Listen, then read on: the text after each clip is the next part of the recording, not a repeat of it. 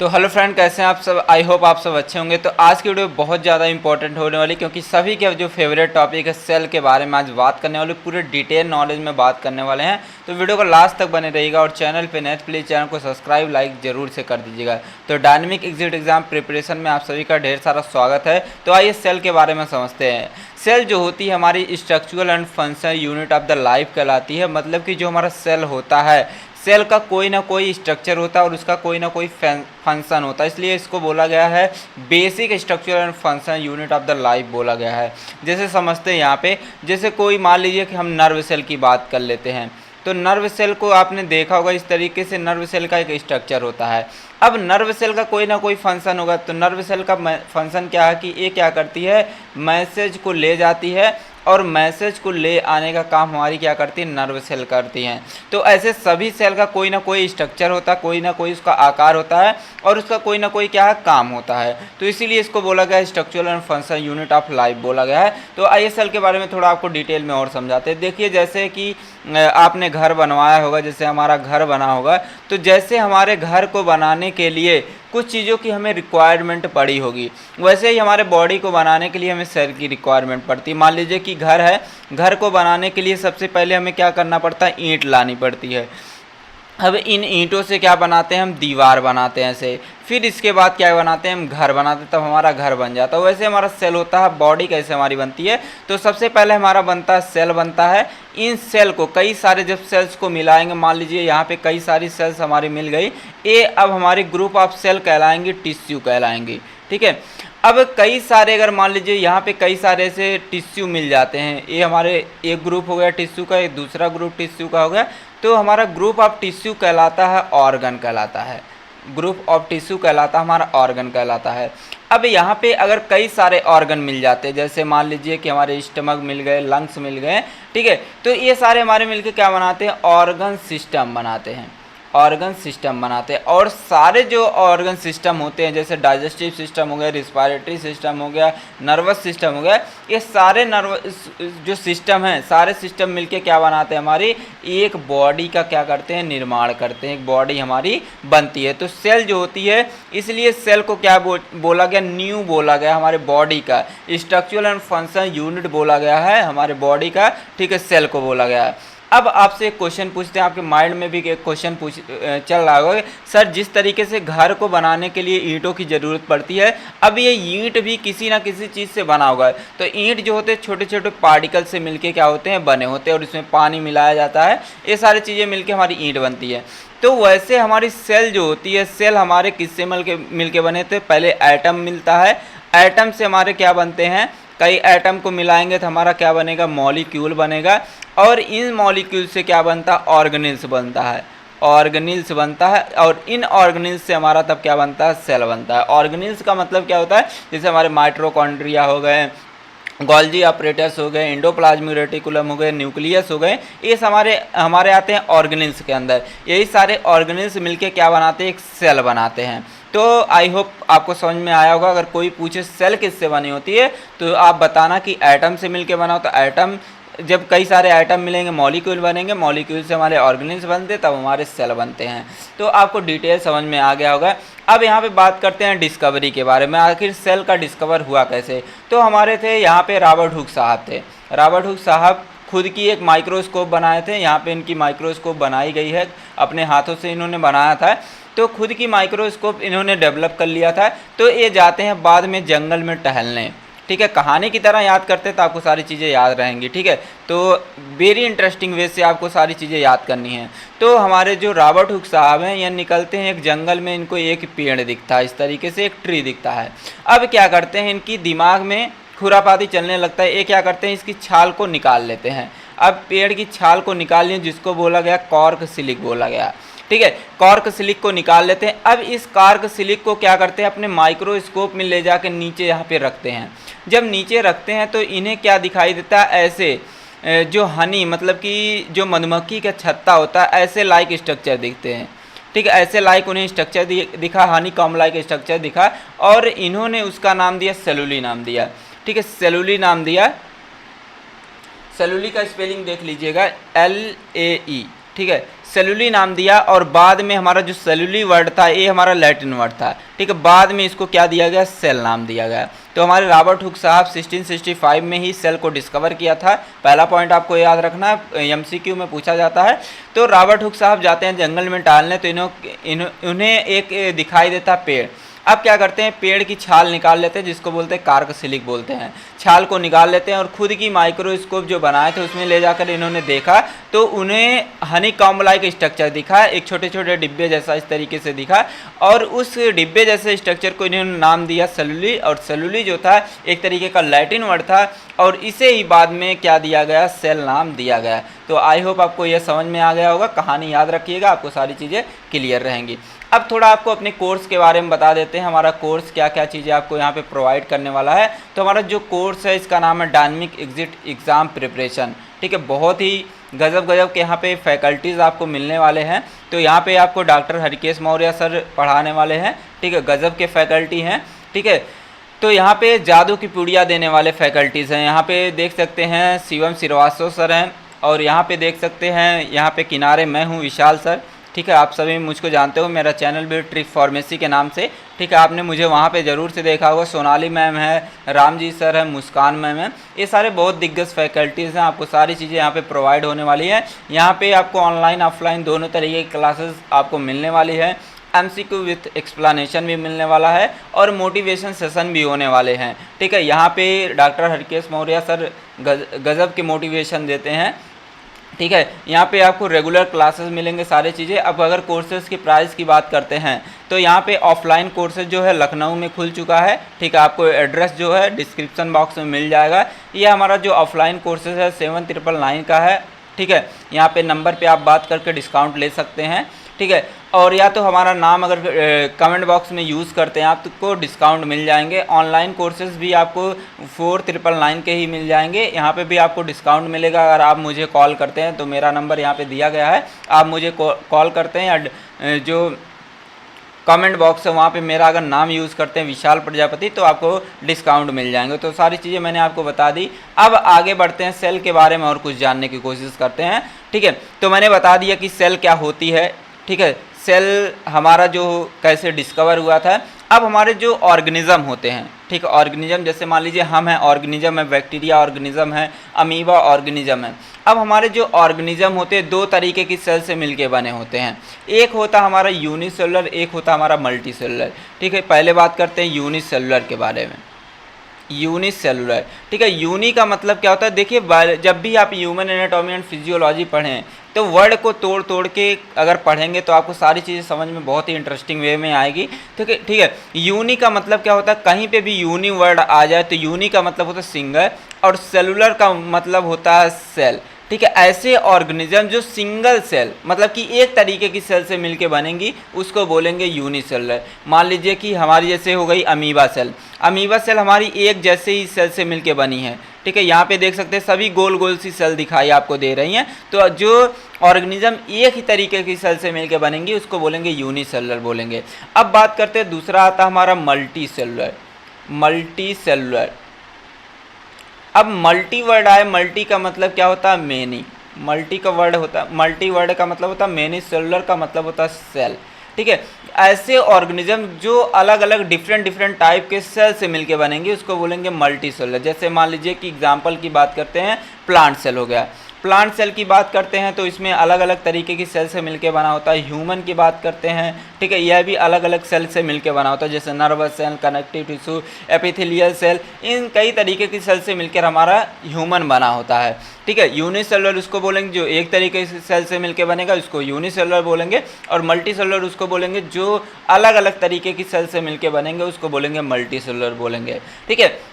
अब यहाँ पे थोड़ी चीज़ें और बात करने वाले हैं। जैसे मैंने अभी बताया था कि जो रॉबर्ट हुक साहब थे 1665 में क्या किया था, सेल को डिस्कवर किया था, सेल को डिस्कवर किया था, लेकिन इन्होंने डेड सेल को डिस्कवर किया था। हमेशा याद रखिएगा, कोई पूछे कि डेड सेल को कौन डिस्कवर किया था तो आप तुरंत ही बताएंगे रॉबर्ट हुक साहब ने 1665 में क्या किया था, डेड सेल को डिस्कवर किया था जो कार्कसिलिक का था, ठीक है।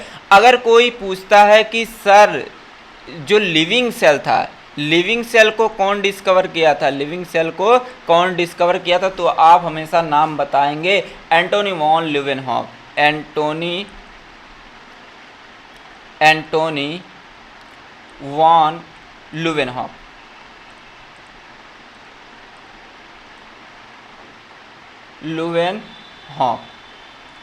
एंटोनी वॉन ल्यूवेनहॉक साहब ने क्या किया था, लिविंग सेल को डिस्कवर किया था। तो इनको भी एक कहानी से समझते हैं। एंटोनी वॉन जो ल्यूवेनहॉक साहब थे, एक बार जाते हैं अभी जंगल में टहलने, तो ठीक है, तो इन्हें एक तालाब दिखाई देता है। ठीक है, तालाब को जब देखते हैं तो क्या करते हैं, एक अंजूरी भर पानी वहाँ से निकाल लेते हैं। रॉबर्ट हुक साहब क्या किए, एक अंजूरी भर पानी को उस तालाब से निकाल लेते हैं और यह भी खुद की एक माइक्रोस्कोप इनके पास था, उस माइक्रोस्कोप में ले जाके रखते हैं। रॉबर्ट जो हमारे एंटोनी वॉन ल्यूवेनहॉक साहब थे, ठीक है, रखते हैं तो उनके उसके अंदर, उस पानी के अंदर इन्होंने देखा कुछ लिविंग ऑर्गेनिज्म क्या कर रहे थे, मूवमेंट कर रहे थे। तो उन्होंने उसको देखा और ऑब्जर्व किया और बाद में पता चला कि वह बैक्टीरिया थी। और उस बैक्टीरिया के अगर उस बैक्टीरिया के बारे में और स्टडी किया तो वह बैक्टीरिया जो है वह भी हमारी क्या बनी होती थी, सेल की बनी होती थी। ठीक है, तो सबसे पहले लिविंग सेल को कौन डिस्कवर किया था, एंटोनी वॉन ल्यूवेनहॉक ने डिस्कवर किया था। और डेड सेल को डिस्कवर किया था 1665 में रॉबर्ट हुक साहब ने इसको डिस्कवर किया। तो आई होप आपको समझ में आ गया।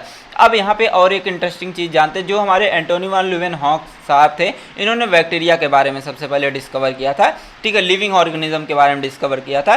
तो इसीलिए इनको बोला जाता है father of microbiology, father of microbiology, microbiology इन्हें बोला जाता है। क्यों बोला जाता है, क्योंकि सबसे पहले इन्होंने जो छोटा लिविंग ऑर्गेनिज्म बैक्टीरिया देखा था, इन्होंने ही सबसे पहले इसको खोजा था, इसलिए इनको बोला जाता है माइक्रोबायोलॉजी, फादर ऑफ माइक्रोबायोलॉजी। अब माइक्रोबायोलॉजी का मतलब होता है जब हम माइक्रोब्स के बारे में स्टडी करते हैं उसी को बोलते हैं माइक्रोबायोलॉजी बोलते हैं। तो एंटोनी वॉन ल्यूवेनहॉक साहब ने ही छोटे छोटे जो जीव देखे थे वह हमारा क्या था, माइक्रो ऑर्गेनिज्म था। तो आपको पता चल गया, एक और यहाँ से आपको पॉइंट मिल गया।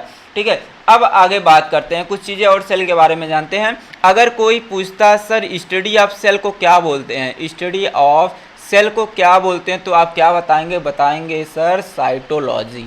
ठीक है, साइटोलॉजी को हम बोलते हैं स्टडी ऑफ सेल बोलते हैं। तो साइटो वर्ड आए कहीं पे तो साइटो का मतलब क्या होता है, सेल, लॉजी का मतलब क्या होता है, स्टडी। तो सेल की स्टडी को हम क्या बोलेंगे, साइटोलॉजी। अगर कोई पूछता है स्टडी ऑफ टिश्यू को क्या बोलेंगे सर, स्टडी ऑफ टिश्यू को क्या बोलेंगे, तो आप बताएंगे हिस्टोलॉजी। क्या बताएंगे, हिस्टोलॉजी बताएंगे। हिस्टो वर्ड का मतलब क्या होता है, टिश्यू, लॉजी का मतलब होता है स्टडी। जब हम टिश्यू के बारे में स्टडी करते हैं उसको बोलते हैं हम हिस्टोलॉजी। अब आपसे एक और क्वेश्चन है, अगर कोई पूछे फादर ऑफ सेल किसको बोलते हैं, फादर ऑफ सेल किसको बोलेंगे, तो आप क्या जवाब देंगे, कमेंट बॉक्स में बताइए। तो फादर ऑफ सेल किसको बोलेंगे, तो सेल को सबसे पहले कौन डिस्कवर किया था, रॉबर्ट हुक साहब ने सबसे पहले सेल को डिस्कवर किया था, इसलिए इनको बोलते हैं फादर ऑफ सेल भी बोलते हैं। तो आई होप आपको सारी चीज़ें समझ में आ गई होंगी बहुत ही मज़ेदार तरीके से। अब बढ़ते हैं सेल की तरफ। यहाँ पे कोर्सेज के बारे में मैंने आपको बता ही दिया। ठीक है, अगर आपको कोई भी डाउट्स आप कमेंट बॉक्स में पूछ सकते हैं। अब बात करते हैं सेल जो होती है। ठीक है, एक हमारा होता है एनिमल सेल, एक होता है प्लांट सेल, दोनों का स्ट्रक्चर यहाँ पे देख सकते हैं। सिर्फ हम बात करने वाले एनिमल सेल के ऊपर, ठीक है, क्योंकि एनाटॉमी एंड फिजियोलॉजी में सिर्फ यही पढ़ना है, हमें ये नहीं पढ़ना है। ठीक है, तो आगे बात करते हैं। सबसे पहला जो आता है स्ट्रक्चर, यहाँ पे बात करते हैं। ठीक है, ये हमारी जो आउटर लेयर ऐसे किनारे किनारे पर आपको ऐसे दिख रही है, इसको बोलते हैं हम सेल मेम्ब्रेन बोलते हैं, सेल मेम्ब्रेन बोलते हैं, सेल मेम्ब्रेन। मेरे वर्ड पे ध्यान दीजिएगा, स्पेलिंग पे थोड़ा कम ध्यान दीजिएगा, क्योंकि मैं पेन टाइप चलाता हूँ तो थोड़ा चल जाता है ऐसे। ठीक है, ये हमारा न्यूक्लियस, नीचे सब स्पेलिंग लिखी गई है, नीचे भी आपको दिखा देंगे। ठीक है, और यहाँ पे देख सकते हैं गोल्जी ऑपरेटस ये हमारा है। ठीक है, और यहाँ पे देख सकते हैं ये हमारा माइटोकॉन्ड्रिया है। ठीक है, और यहाँ पे देख सकते हैं ये हमारा ER है, एंडोप्लाज्मिक रेटिकुलम। ये हमारा न्यूक्लियोलस है, न्यूक्लियोलस ये हमारा है। तो सारी चीज़ें यहाँ पे 3D आपको दिख रहा होगा। ठीक है, वही सारी चीज़ें यहाँ पे देख लीजिए लिखा गया है।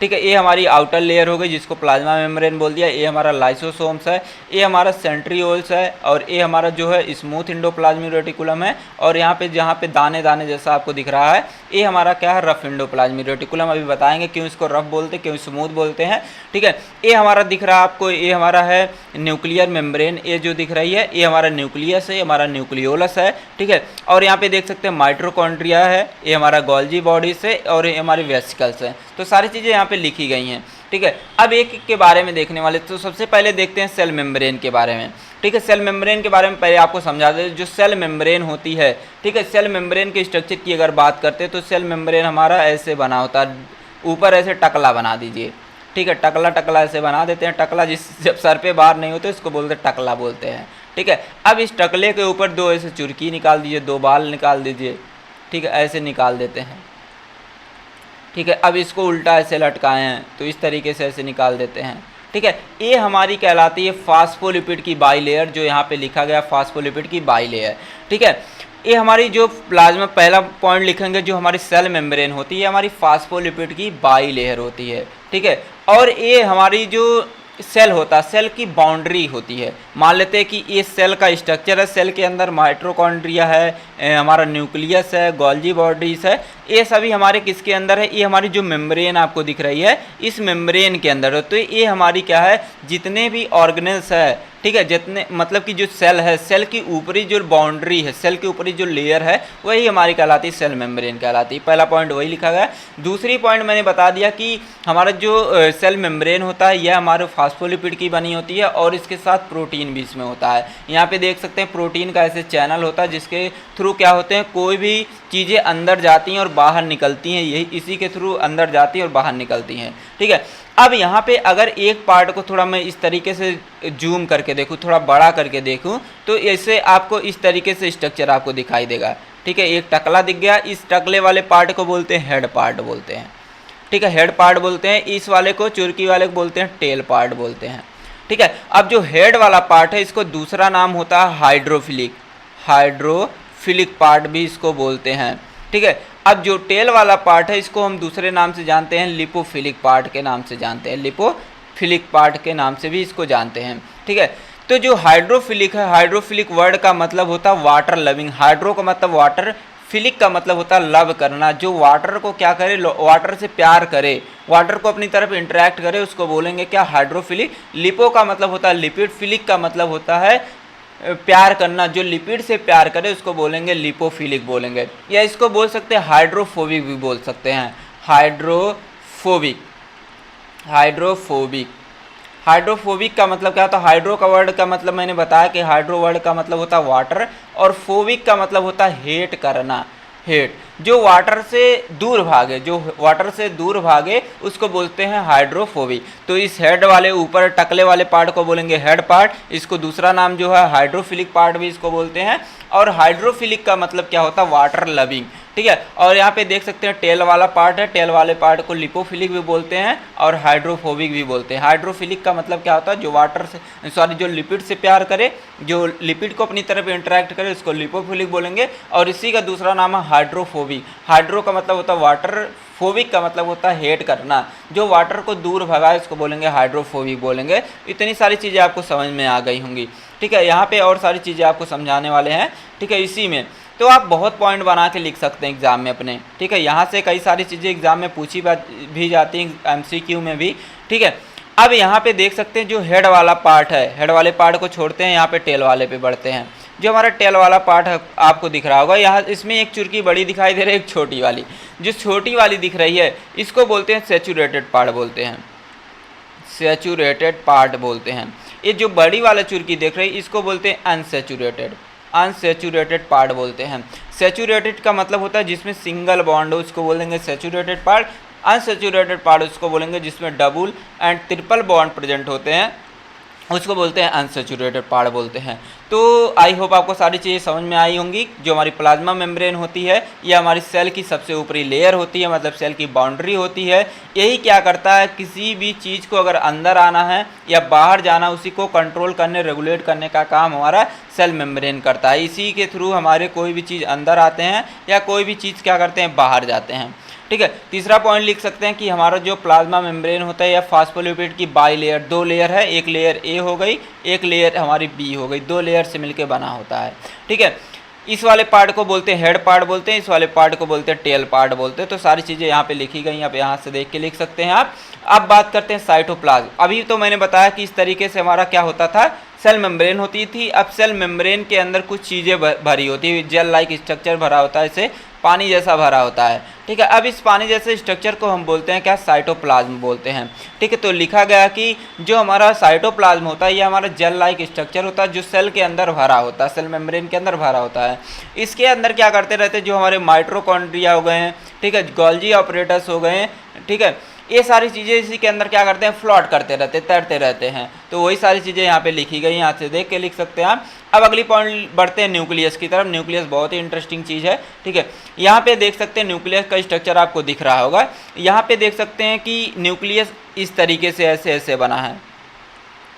थोड़ा बना के बताएंगे तो थोड़ा आपको और मज़ा आएगा।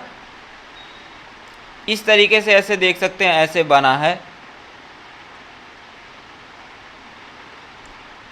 राहें जहाँ तक जाएंगी राहगीर वहाँ तक जाएगा, दरिया से पूछते हो कि नीर कहाँ तक जाएगा।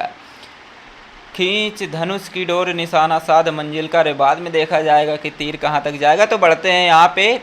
सबसे पहले देखते हैं ये वाली जो लेयर है, ऊपर वाली जो लेयर दिख रही है, इसको बोलते हैं आउटर मेम्ब्रेन बोलते हैं। ठीक है, इसको बोलते हैं क्या, आउटर मेम्ब्रेन बोलते हैं, आउटर मेम्ब्रेन। आउटर मेम्ब्रेन हो गई। और इसके दूसरी वाली दिख रही है लेयर, इसको बोलते हैं क्या, इनर मेम्ब्रेन बोलते हैं, इनर मेम्ब्रेन बोलते हैं।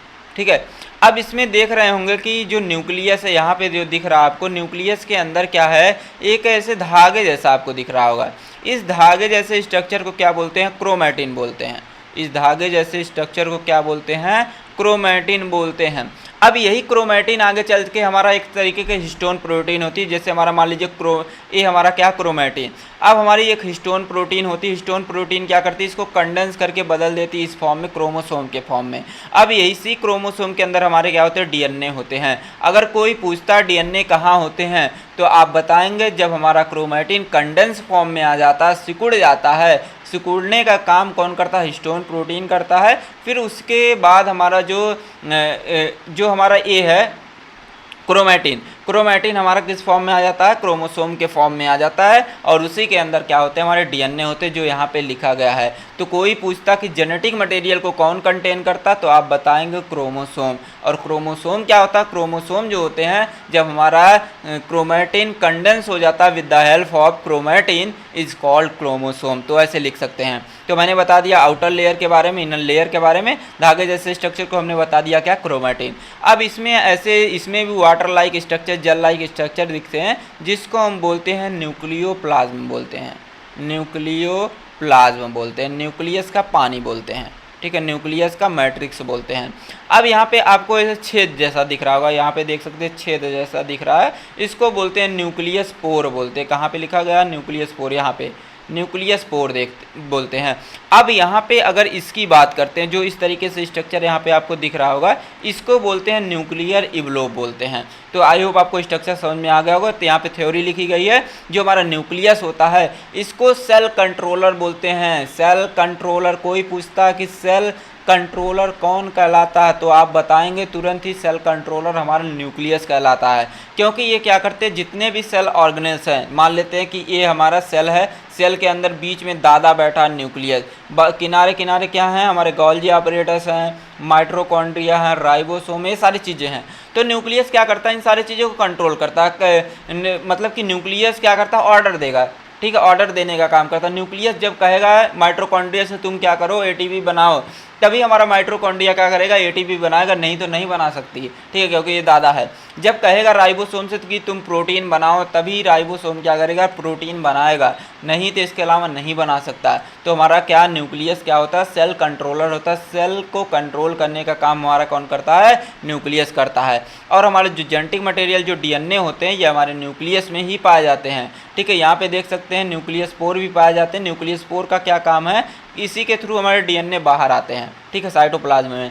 अब आगे बढ़ते हैं, अगला आता है इंडोप्लाज्मिक रेटिकुलम के बारे में देखते हैं। ठीक है, अब यहाँ पे देख सकते हैं ये हमारा न्यूक्लियस का स्ट्रक्चर हो गया। अब न्यूक्लियस से ये अटैच हमारे क्या होते हैं, हमारे इंडोप्लाज्मिक रेटिकुलम होते हैं। अब हमारे जो इंडोप्लाज्मिक रेटिकुलम होते हैं, ये दो तरीके के होते हैं। एक हमारा होता है स्मूथ इंडोप्लाज्मिक रेटिकुलम, एक हमारा होता है रफ इंडोप्लाज्मिक रेटिकुलम होता है। ठीक है, यहाँ पे फुल फॉर्म लिखा गया सारी चीज़ों का। ठीक है, यहाँ पे लिखा गया है। तो इंडोप्लाज्मिक रेटिकुलम दो तरीके का होता है, स्मूथ और रफ, दो तरीके का होता है। स्मूथ इंडोप्लाज्मिक रेटिकुलम इसलिए बोल रहे हैं क्योंकि इस पे कोई भी राइबोसोम नहीं पाया जाएगा। देख सकते हैं इस वाले इंडोप्लाज्मिक रेटिकुलम पे कहीं पे इस पिंपल लाइक स्ट्रक्चर नहीं दिख रहा होगा आपको, दाने दाने जैसा स्ट्रक्चर नहीं दिख रहा होगा, और इस दाने वाले स्ट्रक्चर को हम क्या बोलते हैं, राइबोसोम बोलते हैं। तो इस पर नहीं दिख रहा, तो ये हमारा क्या चिकना है एकदम, जिसके चेहरे पे पिंपल नहीं होता, बहुत ही चिकना होता है। ठीक है, वैसे ही हमारा क्या होता है, स्मूथ इंडोप्लाज्मिक रेटिकुलम बहुत ही चिकना होता है, इसके ऊपर कोई भी दाने जैसा स्ट्रक्चर नहीं पाया जाता है। ठीक है, जब दाने जैसा स्ट्रक्चर मतलब कि राइबोसोम प्रेजेंट नहीं रहेगा, तो ये हमारा जो SER है, इसका काम क्या है कि ये क्या बनाता है, फैट बनाता है और लिपिड बनाता है। ठीक है, फैट और लिपिड कोई पूछे कि कौन बनाता है, तो आप बताएंगे स्मूथ इंडोप्लाज्मिक रेटिकुलम बनाता है। अब यहाँ पे rough endoplasmic reticulum, rough endoplasmic reticulum इसलिए बोला गया क्योंकि इंडोप्लाज्मिक रेटिकुलम के ऊपर देख सकते हैं यहाँ पे दाने जैसा स्ट्रक्चर आपको दिख रहा होगा, इस दाने जैसे स्ट्रक्चर को हम बोलते हैं राइबोसोम बोलते हैं। अब जिसके ऊपर राइबोसोम पाया जाएगा, राइबोसोम को बोलते हैं प्रोटीन फैक्ट्री बोलते हैं, तो जिसके ऊपर राइबोसोम पाया जाएगा वो क्या बनाएंगे, हमारे प्रोटीन बनाएंगे। तो कोई पूछे कि प्रोटीन कौन बनाता है, तो आप बताएंगे RE बनाता है। ठीक है, रफ इंडोप्लाज्मिक रेटिकुलम बनाता है। कोई पूछे क्यों बनाता है, क्योंकि इस पे क्या होता है, हमारे राइबोसोम होते हैं। राइबोसोम को क्या बोलते हैं, प्रोटीन फैक्ट्री बोलते हैं, क्योंकि ये क्या करता है, प्रोटीन बनाता है। ठीक है, तो सारी चीज़ें समझ में आ गई होंगी। अब यहीं पे बात कर लेते हैं, देख सकते हैं रफ इंडोप्लाज्मिक रेटिकुलम क्या करता है, प्रोटीन की सिंथेसिस करता है। जो स्मूथ इंडोप्लाज्मिक रेटिकुलम है ये क्या करता है, लिपिड को सिंथेसाइज करने का काम करता है। और इसके साथ साथ जो हमारा स्मूथ इंडोप्लाज्मिक रेटिकुलम होता है, यह क्या करता है कि हमारे बॉडी में अगर कोई भी हार्मफुल सब्सटेंस आ गया, उसको डिटॉक्सिफिकेशन मतलब नॉन टॉक्सिफाई करने का काम भी हमारा क्या करता है, SER करता है। ठीक है, तो आई होप आपको सारी चीज़ें समझ में आ रही होंगी। अब बात करते हैं राइबोसोम, जो अभी यहाँ पे बात किए थे। राइबोसोम का पहला पॉइंट लिखेंगे, इसको बोलते हैं फैक्ट्री ऑफ प्रोटीन बोलते हैं, फैक्ट्री ऑफ प्रोटीन बोलते हैं, क्योंकि ये क्या करता है, प्रोटीन, क्योंकि ये क्या करता है फ्रेंड्स, ये बनाता हमारा प्रोटीन बनाता है, ढेर सारा ये प्रोटीन बनाएगा। तो पहला लिखते हैं कि जो राइबोसोम है इसको बोला जाता है साइट ऑफ प्रोटीन सिंथेसिस, यहीं पे क्या होता है, प्रोटीन सिंथेसिस होता है। ठीक है, तो यहाँ पे अगले पॉइंट की बात करें, can be free in the cytoplasm or the attach to ER। तो हमने अभी यहाँ पे दिखाया कि जो हमारे ER होते हैं, एंडोप्लाज्मिक रेटिकुलम होते हैं, यहीं पे क्या होते हैं, हमारे राइबोसोम पाए जाते हैं। ठीक है, यह भी लिख सकते हैं। तो यहाँ पे देख सकते हैं हमारा tRNA क्या करता है, एमिनो एसिड को पकड़ के लाता है यहाँ पे राइबोसोम के पास, राइबोसोम क्या बनाता है, प्रोटीन बनाता है इस तरीके से। तो प्रोटीन का कोई डिफिनेशन पूछे, तो बताओगे long chain of amino acid. ठीक है, एमिनो एसिड की लंबी चैन क्या कहलाती है, हमारी प्रोटीन कहलाती है। तो सिंपल डिफिनेशन आप बता सकते हैं यहाँ पे। ठीक है, बहुत ही सिंपल डिफिनेशन है, long chain of amino acid is called protein बोल सकते हैं। अब हमारे जो राइबोसोम होते हैं, अब हमारे राइबोसोम जो होते हैं, इसका दो स्ट्रक्चर होता है। ठीक है, मतलब कि दो पार्ट से मिलके बना होता है। ये बड़ी वाली यूनिट आपको जो दिख रही है, इसको बोलते हैं लार्ज यूनिट बोलते हैं, लार्ज यूनिट बोलते हैं। ठीक है, लार्ज यूनिट बोलते हैं। ये छोटी वाली यूनिट को बोलते हैं स्मॉल यूनिट बोलते हैं। ठीक है, स्मॉल यूनिट बोलते हैं। दो यूनिट से मिलके बना होता है हमारा राइबोसोम। अब हमारा जो राइबोसोम होता है दो प्रकार का होता है, एक 70S का होता है, एक 80S का होता है। 70S का मतलब होता है इसमें जो लार्ज यूनिट रहेगी वह हमारी 50S की रहती है, और जो स्मॉल यूनिट रहती है वह हमारी 30S की रहती है। अब यहाँ पे जोड़ना नहीं आपको है, ठीक है, 50 और 30 सर 80 हो गया, ऐसा नहीं है। इसमें लार्ज वाली यूनिट कितने की होती है, 50S की होती है, और स्मॉल वाली यूनिट जो होती है हमारी 30S की होती है। अब यहाँ पे बात करते हैं जो हमारा 80S के राइबोसोम होते हैं, इसमें हमारी जो लार्ज यूनिट होती है 60S की होती है, और ये हमारी होती है 40S की होती है। ठीक है, तो आई होप आपको सारी चीज़ें समझ में आ गई होंगी। अब बढ़ते हैं हम गोल्जी ऑपरेटर्स के काम पास। ठीक है, अब हमारा जो राइबोसोम था, राइबोसोम ने क्या बना लिया, हमारा प्रोटीन बना लिया भैया, प्रोटीन राइबोसोम बना लिया। अब इसको रखने की भी जगह चाहिए। ठीक है, मान लीजिए आपने दवा की कंपनी में ढेर सारी दवाइयाँ बना ली, अब उसको स्टोर भी करना है कहीं ना कहीं, तो हमारा राइबोसोम क्या किया, ढेर सारा प्रोटीन बना लिया। अब इसको स्टोर करने का काम कौन करता है, स्टोर करेगा हमारा गोल्जी ऑपरेटर्स करेगा, और मॉडिफाई भी करने का काम यही करता। मतलब कि जो प्रोटीन का 3 स्ट्रक्चर होता है, आप जान लीजिए, एक प्राइमरी स्ट्रक्चर होता है, एक सेकेंडरी स्ट्रक्चर होता है, टर्शियरी स्ट्रक्चर होता है। तो हमारा जो गोल्जी ऑपरेटर्स होता है ये क्या करता है, प्रोटीन की प्राइमरी, सेकेंडरी और टर्शियरी स्ट्रक्चर भी देने का काम करता है। ठीक है, और यहाँ पे देख सकते हैं, यहाँ पे जो ऐसे ऐसे लाइक स्ट्रक्चर आपको दिख रहे होंगे, ऐसे ऐसे लाइक स्ट्रक्चर दिख रहे होंगे, इसको बोलते हैं सिस्टर्नी बोलते हैं। तो ये हमेशा याद रखिएगा। इसी सिस्टर्नी में क्या होते हैं कि हमारे प्रोटीन स्टोर होते हैं और यहीं पे मॉडिफाई किए जाते हैं हमारे प्रोटीन को, और यहीं से क्या होता है कि ट्रांसपोर्ट भी किया जाता है। मान लीजिए कि हमारे हाथों को ज़रूरत है यहाँ पे प्रोटीन की, तो हमारा क्या करेगा गोल्गी अपरेटस, तुरंत क्या करेगा, जो स्टोर किया रहेगा प्रोटीन तुरंत लाएगा यहाँ पे, भैया लो हमारे पास पहले से था, तुम ले लो, अपना पूर्ति कर लो, ठीक है, जो हमें तुम्हें कमी थी वो पूर्ति तुम कर लो, ठीक है। अब बढ़ते हैं माइटोकॉन्ड्रिया के पास। माइटोकॉन्ड्रिया भी बहुत इंटरेस्टिंग चीज़ है, यहाँ से क्वेश्चन आते ही हैं, ठीक है। माइटोकॉन्ड्रिया की बात करते हैं। जो माइटोकॉन्ड्रिया होती है ये हमारी 2 लेयर से मिलकर बनी होती है। यहाँ पे माइटोकॉन्ड्रिया के स्ट्रक्चर की बात करते थे तो इस तरीके से हमारा माइटोकॉन्ड्रिया का स्ट्रक्चर होता है। ये हमारी हो गई इनर लेयर हो गई, ये हमारी हो गई इनर लेयर, ये हमारी हो गई क्या, आउटर लेयर हो गई, ठीक है। इनर लेयर आउटर लेयर हो गई। अब इसमें देख सकते हैं माइटोकॉन्ड्रिया के अंदर इस तरीके से फिंगर जैसी मुड़ी हुई स्ट्रक्चर दिखते हैं, इसको बोलते हैं हम क्रिस्टी बोलते हैं, क्रिस्टी बोलते हैं। इस फिंगर मुड़ी हुई अंगुलियों, ऐसे मुड़ी हुई अंगुली जो दिख रही है, ऐसा स्ट्रक्चर आपको माइटोकॉन्ड्रिया के अंदर दिखेगी, इसको हम बोलते हैं क्रिस्टी बोलते हैं। अब इसमें ऐसे जेल लाइक स्ट्रक्चर भी भरे रहते हैं, ऐसे पानी जैसा भरा रहता है, इसको हम बोलते हैं क्या, मैट्रिक्स बोलते हैं, मैट्रिक्स बोलते हैं। अब इसके अंदर कहीं कहीं पे ऐसे क्या होता है, डीएनए भी पाए जाते हैं, राइबोसोम भी इसके पाए जाते हैं, ऐसे ऐसे राइबोसोम भी पाए जाते हैं, तो कई सारी चीज़ें इसमें पाई जाती हैं। अब यहाँ पे माइटोकॉन्ड्रिया की बात करते हैं। माइटोकॉन्ड्रिया में 2 लेयर होती है, इनर लेयर आउटर लेयर। इसके अंदर फिंगर मुड़ी हुई फिंगर लाइक स्ट्रक्चर दिखता है, जिसको बोलते हैं क्रिस्टी बोलते हैं। इसमें जेल लाइक स्ट्रक्चर को हम बोलते हैं मैट्रिक्स। अब यहाँ पे सबसे मेन इंपॉर्टेंट बात आती है, माइटोकॉन्ड्रिया को बोला जाता है powerhouse of the cell बोला जाता है। अब powerhouse of the cell इसलिए बोला जाता है क्योंकि ये क्या करता है, एटीपी बनाता है, ढेर सारा क्या बनाता है, एटीपी बनाता है। आपको समझाते हैं कैसे एटीपी बनाता है, ठीक है। तो यहाँ पे स्ट्रक्चर को मिटा देते हैं पहले, मिट जा, ठीक है। थोड़ा कमेंट भी करते रहिए आप सभी कि आपको कैसे लग रहे हैं। अगर आपको कोर्सेज ज्वाइन करने हैं, ठीक है, अगर ऑफलाइन करना चाहते हैं, अगर आप लखनऊ के हैं तो आप लखनऊ में ज्वाइन कर सकते हैं, ठीक है। अगर आप ऑनलाइन करना चाहते हैं तो आप ऑनलाइन भी ज्वाइन कर सकते हैं क्लासेस को, ठीक है। तो अगर हम बात करते, मान लीजिए कि ये आप हैं, आपको मम्मा ने दी क्या, रोटी दी कि बेटा तुम रोटी खा लो, ठीक है, रोटी खा लो। अब आपने रोटी खा लिया, अब रोटी से क्या मिला, हमारा ग्लूकोज मिला, रोटी से हमारा क्या मिला, ग्लूकोज मिला। अब ये हमारा ग्लूकोज जो रहेगा ये कितने कार्बन से मिलके बना होता है, 6 कार्बन से हमारा मिलके बना होता है। अब हमारा ये ग्लूकोज आगे चल के क्या किस में टूट जाता है, 2 पायरुवेट में टूट जाता है, पायरुवेट में हमारा क्या होता है, टूट जाता है। अब एक पायरुवेट हमारा कितने कार्बन से मिलके बना होता है, 3 कार्बन से मिलके बना होता है। तो 3 मल्टीप्लाई कर देंगे 2 तो आ जाएगा 6 कार्बन हो गया अब इसमें, ठीक है, 2 पायरुवेट बन गए। अब ये पायरुवेट हमारा पहुंचता कहाँ पे, माइटोकॉन्ड्रिया के अंदर। अब यहाँ पे हमारा क्या होता है, क्रेब्स साइकिल चलता है, जो आप बायोकेमिस्ट्री में पढ़े होंगे, टीसीए साइकिल जिसको बोलते हैं। अब टीसीए साइकिल के पास पहुँचता है तो टीसीए साइकिल यहाँ से क्या बनाती है, 2 चीज़ें बनाती है। एक बनाती है FADH बनाती है, एक बनाती है हमारी NADH बनाती है, 2 चीज़ें बनाएगी। अब ये हमारा FADH और NADH बन गया। अब यहाँ पे किनारे पे हमारा होता है ETC, यहाँ पे देख सकते हैं एक यहाँ पे लिखा हुआ है ETC, जिसको बोलते हैं इलेक्ट्रॉन ट्रांसपोर्ट चैन। यहाँ पे हमारा इलेक्ट्रॉन ट्रांसपोर्ट चैन है। अब ये हमारा FADH NADH पहुँचेंगे यहाँ पे, ठीक है, इसके पास पहुँचे हमारा इलेक्ट्रॉन ट्रांसपोर्ट चैन के पास। अब हमारा इलेक्ट्रॉन ट्रांसपोर्ट चैन क्या करेगा, ढेर सारा बनाएगा, हमारा क्या ATP बनाएगा, ठीक है। तो आई होप आपको पता चल गया होगा कि कैसे हमारा बनता है, ATP बनता है। तो मम्मा ने खाना दिया, मम्मा के खाना जो दी थी उससे मिला ग्लूकोज, ग्लूकोज से मिला पायरुवेट, पायरुवेट हमारा पहुंचता माइटोकॉन्ड्रिया के अंदर। अब हमारा टीसीए साइकिल यहाँ पे रहता है, टीसीए साइकिल क्या करता है, उसको FADH NADH में कन्वर्ट कर देता है। अब हमारा FADH NADH पहुँचता कहाँ पे, ETC मतलब इलेक्ट्रॉन ट्रांसपोर्ट चैन के पास। हमारा इलेक्ट्रॉन ट्रांसपोर्ट चैन क्या बनाता है, ATP बनाता है, ठीक है। तो ये सारी चीज़ें यहाँ पे लिखी गई हैं, यहाँ से देख लीजिएगा।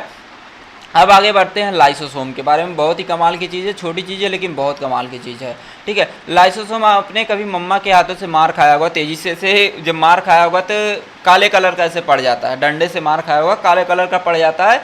तो देखते हैं कि काला हो गया, क्यों हो गया, क्योंकि वहाँ की सेल क्या होती है, डेड हो जाती हैं। जब वहाँ की सेल क्या हो जाएंगी, डेड हो जाएंगी, तो बगल बगल के हमारे जो लाइसोसोम रहते हैं वह क्या करते हैं, इसे ताकने लगते हैं, देखने लगते हैं, देखेंगे कि भैया कहाँ इतना अंधेरा हो गया, ठीक है। तो जब अंधेरा हो जाता है, उन्हें अंधेरा दिखने लगता है, तो क्या करते हैं, अपने अंदर से एक एंजाइम निकालते हैं।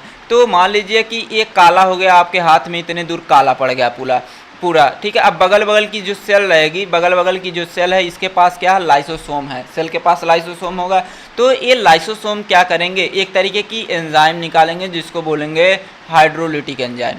हाइड्रोलिटिक एंजाइम, ये हाइड्रोलिटिक एंजाइम क्या करते हैं, जो हमारी डेड सेल हैं इसको क्या करेगा, डाइजेस्ट कर देगा, इसको खा जाएगा, डाइजेस्ट कर देगा, ठीक है। तो बाद में देखते हैं आपको जो काला पड़ा रहता है कुछ दिन बाद ठीक हो जाता है। वो कैसे ठीक होता है, क्योंकि हमारा लाइसोसोम क्या करता है, डेड सेल को खा जाता है।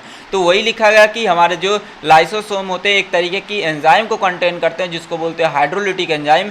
ये हाइड्रोलिटिक एंजाइम क्या करती है, जो भी वेस्ट मटेरियल होते हैं हमारे बॉडी के अंदर, ठीक है, उसको क्या करता है कि उसको उस खतरनाक मतलब उस गड़बड़ चीज़ों को क्या करता है, खा जाता है, डाइजेस्ट कर देता है, ठीक है। तो कभी कभी क्या होता है कि जो लाइसोसोम होते हैं इसको डेड सेल नहीं मिलते या कोई फॉरेन बॉडी नहीं मिलती, तो ये क्या करता है, खुद के ऊपर क्या करता है कि लाइसोसोम को छिड़क लेगा, ठीक है। खुद के ऊपर जब लाइसोसोम को छिड़क लेगा खुद ही मर जाता है। तो इसको बोलते हैं सुसाइडल बैग भी बोलते हैं, सुसाइडल बैग भी बोलते हैं, सुसाइडल बैग। अगर कोई पूछता कि सुसाइडल बैग किसको बोलते हैं तो आप तुरंत ही जवाब देंगे लाइसोसोम को। क्यों बोलते हैं, क्योंकि ये क्या करता है, जब डेड सेल को या खराब सेल को या फॉरेन बॉडीज़ को नहीं पाता है मारने के लिए, खाने के लिए, ये क्या करता है, अपने ऊपर डेड बॉडी समझ के क्या करता है, अपने ऊपर क्या करता है, हाइड्रोलिटिक एंजाइम छिड़क लेता है, जिससे क्या होता है, मर जाता है खुद, ठीक है। तो आई होप आपको सारी चीज़ें समझ में आ रही होंगी मज़ेदार तरीके से। अब बात करते हैं पैरोक्सिसोम के बारे में। पैरोक्सिसोम भी छोटा चीज़ है लेकिन बड़ा कमाल का है, ठीक है। मान लीजिए कि अगर आपके बॉडी में बन गया क्या, H2O2 ज़्यादा बन गया, हाइड्रोजन परऑक्साइड, तो ये हमारे लिए क्या होता है, टॉक्सिक होता है। क्यों टॉक्सिक होता है, क्योंकि ये क्या करता है, हमारी जो सेल होती हैं उसको सॉइल कर देती हैं, सॉइल के करके क्या करती हैं, वहाँ की सेल को डेड कर देती हैं। अगर हमारे बॉडी में मान लीजिए H2O ज़्यादा बन जाए तो ये क्या करेंगे, हमारी बॉडी को सॉइल कर देंगी। अब क्या करता है, हमारा जो पैरोक्सिसोम होता है, ये पैरोक्सिसोम क्या करता है, टॉक्सिक से नॉन टॉक्सिक में इसको कन्वर्ट कर देगा। मतलब कि जो H2O2 है, हाइड्रोजन परऑक्साइड को किस में कन्वर्ट कर देता है, H2O वाटर में कन्वर्ट करने का काम करता है और प्लस ऑक्सीजन में कन्वर्ट कर देगा। तो हमारे लिए ऑक्सीजन भी क्या है, नॉन टॉक्सिक, हमारे लिए कोई नुकसानदायक नहीं है। और जो H2O2 है, सॉरी जो H2 मतलब कि वाटर है, यह भी हमारे लिए क्या है, नुकसानदायक नहीं है। तो हमारा जो पैरोक्सिसोम है ये क्या करता है, किसी भी हार्मफुल सब्सटेंस जैसे कि हाइड्रोजन परऑक्साइड को क्या करता है, डिटॉक्सिफाई करने का काम करता है। अब बात करते हैं सेंट्रीसोम के बारे में। सेंट्रीसोम आपको तभी समझ में आएगा जब आप सेल डिवीजन पढ़ेंगे। सेंट्रोसोम क्या करता है, सेल डिवीजन में बहुत ज़्यादा हेल्प करता है, ठीक है। तो यहाँ पे इसका स्ट्रक्चर भी आप देख सकते हैं। अब बात करते हैं वेसिकल्स के बारे में, सॉरी वैक्यूल्स के बारे में। जो चीज़ें हैं हमारे बॉडी में, जैसे वाटर हो गया, न्यूट्रिएंट्स हो गया, वेस्ट मटेरियल हो गया, इन सारी चीज़ों को स्टोर करने का काम हमारे यही वैक्यूल्स करते हैं। वैक्यूल्स इस फॉर्म में होते हैं ऐसे, ये क्या करते हैं, अपने अंदर सारी चीज़ों को स्टोर करने का काम करते हैं, ठीक है। अब बात करते हैं टाइप ऑफ सेल के बारे में। हमारी जो सेल होती है दो तरीके के होते हैं, प्रोकैरियोटिक, यूकैरियोटिक, ठीक है। प्रो वर्ड आया तो प्रो वर्ड का मतलब होता है प्रिमिटिव, प्रिमिटिव मतलब होता है पुराना, ठीक है। जिसके अंदर न्यूक्लियस वेल डेवलप नहीं होंगे उसको बोलेंगे प्रोकैरियोटिक। और यूकैरियोटिक, यू का मतलब होता है ट्रू, जिसके अंदर वेल डेवलप न्यूक्लियस हो उसको बोलेंगे यूकैरियोटिक बोलेंगे। तो दोनों में डिफरेंस यही है, ठीक है। अब बात करते हैं फंक्शन ऑफ सेल के बारे में। पहला फंक्शन है कि जो सेल क्या करती है, मेटाबॉलिज्म में हेल्प करती है, मतलब कि एनर्जी को प्रोड्यूस करने का काम करती है, प्रोटीन बनाने का काम करती है, ठीक है। ये सारे मतलब कि सेलुलर रेगुलेशन में काम करती है, मतलब किस चीज़ को सेल के अंदर आना है, किस चीज़ को सेल के अंदर बाहर जाना है, ये सारी चीज़ों में हेल्प करता है। अब बात करते हैं दूसरा, यहाँ पे ग्रोथ एंड रिप्रोडक्शन में भी सेल्फ हेल्प करता है। जैसे आप पढ़ेंगे सेल साइकिल पढ़ेंगे तो जीवन, जो हमारा जीवन फेज रहता है उसमें सेल की साइज अलग रहती है, यस फेज में अलग रहता है, G2 फेज में अलग रहता है। तो वहाँ पे भी ग्रोथ फेज में आप पढ़ेंगे। रिप्रोडक्शन में मतलब कि जो हमारी सेल्स होती है हमारे मिटोसिस और मियोसिस के द्वारा क्या करती हैं, एक सेल से दो सेल बनती हैं। तो मिटोसिस के द्वारा हमारे एक सेल से दो सेल बनती है और मियोसिस के द्वारा एक सेल से हमारी क्या बनती हैं, चार सेल बनती हैं। एक सेल से हमारी क्या बनेंगी, चार सेल बनेंगे, जो उसको बोलते हैं मियोसिस बोलते हैं। अब बात करते हैं होमियोस्टैटिस। होमियोस्टैटिस वर्ड का मतलब होता है कि इन्वायरमेंट के अनुसार अपने आप को ढालना, उसको बोलते हैं होमियोस्टैटिस। तो सेल के अंदर क्या चीज़ें मतलब चाहिए, कौन से आयन चाहिए, कौन से न्यूट्रिएंट्स चाहिए, कौन से वेस्ट प्रोडक्ट बाहर निकालना है, ठीक है। इन सारे चीज़ों को क्या करना, मेंटेनेंस करना, उसी को बोलते हैं हम होमियोस्टैटिस बोलते हैं। अब बात करते हैं कम्युनिकेशन। कम्युनिकेशन का मतलब होता है, मान लीजिए एक सेल ए है, दूसरी सेल ए है। अब इस सेल के पास क्या सोडियम है, इस सेल के पास सोडियम नहीं है, तो ये क्या करेंगे, आपस में एक जंक्शन बना लेंगे। इस जंक्शन के थ्रू क्या करेंगे, ए वाला सोडियम इस सेल के पास क्या करेगा, भेज देगा। तो वही हमारा कहलाता है कम्युनिकेशन कहलाता है। तो आई होप आपको दीप यूट्यूब चैनल में सारी चीज़ें अच्छी लगी होंगी। तो अगर आपको अच्छी लगी तो प्लीज़ वीडियो को लाइक सब्सक्राइब जरूर से करिएगा, और चैनल पे नए तो ज़रूर से ही सब्सक्राइब कर दीजिएगा। आपके लिए बहुत मेहनत से वीडियो हम बनाते हैं और आपको सारी चीज़ें फ्री ऑफ कॉस्ट यहाँ पे डेमो सेशन में प्रोवाइड कर रहे हैं। तो आई होप आपको सारी चीज़ें समझ में आई होंगी। थैंक्स फॉर वॉचिंग, मिलते हैं नेक्स्ट वीडियो में, तब तक के लिए टेक केयर, बाय बाय।